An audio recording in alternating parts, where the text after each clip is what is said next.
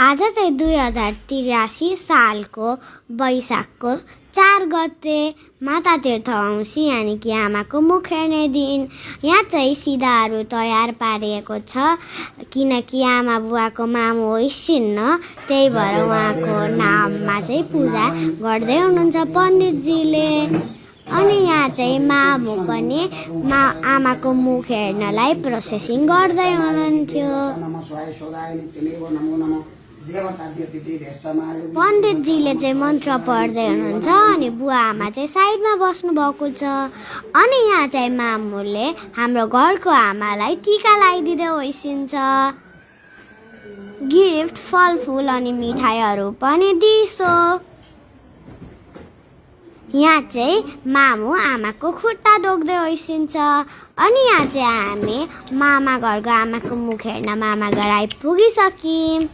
यहाँ चाहिँ म डिक्कीबाट आमाको लागि ल्याएको गिफ्ट लिँदैछु।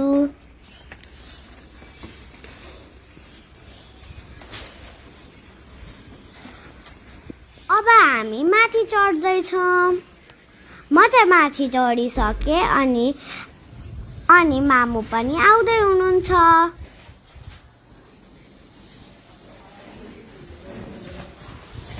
यहाँ चाहिँ मामुले आमाको मुख हेर्नलाई तर्खर गर्दै हुनुहुन्छ। यहाँ चाहिँ अङ्गुर अनि मिठाईहरू मामुले राखिसक्नुभयो अनि गिफ्ट पनि। मामु चाहिँ आमालाई जुत्ता लगाइदिँदै होइसिन्छ।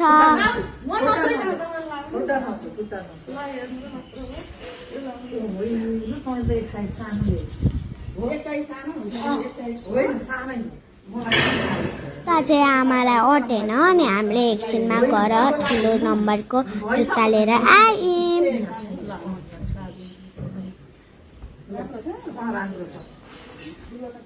आमालाई जुत्ता चाहिँ मन पर्यो तर साइज ठुलो भएको कारणले त्यो चाहिँ अटेन।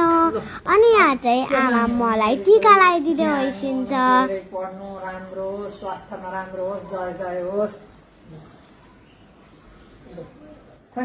हेर त आमाले त मेरो त खुट्टा पनि डोक्नुभयो। यो चाहिँ सरिता आमाको घर हो। अनि मामु चाहिँ आफ्नो काकीको मुख हेर्न सरिता आमाको घरमा पनि आइसक्नुभयो। यहाँ चाहिँ सरिता आमालाई पनि मामुले गिफ्ट जुत्तै लगिदिनु भएको थियो। सरिता आमालाई चाहिँ जुत्ता मजाले फिट भयो। यहाँ चाहिँ सरिता आमाले मलाई पनि टीका लगाइदिँदै होइसिन्छ अनि मलाई हक पनि गरिसो। यहाँ चाहिँ अब मैले बाबासँग सेन्टर मल गएर गिफ्ट लिएर आइसकेँ अनि म चाहिँ मामुलाई गिफ्ट दिँदैछु।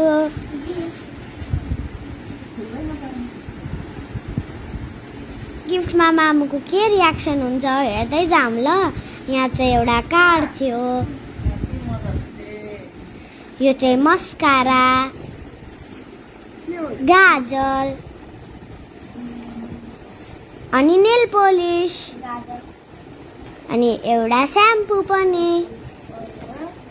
अब चाहिँ मामु मैले बनाएको कार्ड पढ्दै हुनुहुन्छ। यहाँ चाहिँ मैले एउटा स्क्रैच बुक बनाएको थिएँ जहाँ भित्र आई लभ यू लेखेको थियो अनि त्यो चाहिँ मामु स्क्रैच गर्दै हुनुहुन्छ।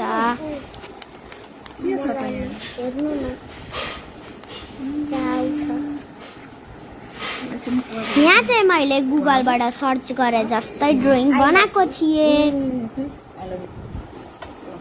I love you मामु।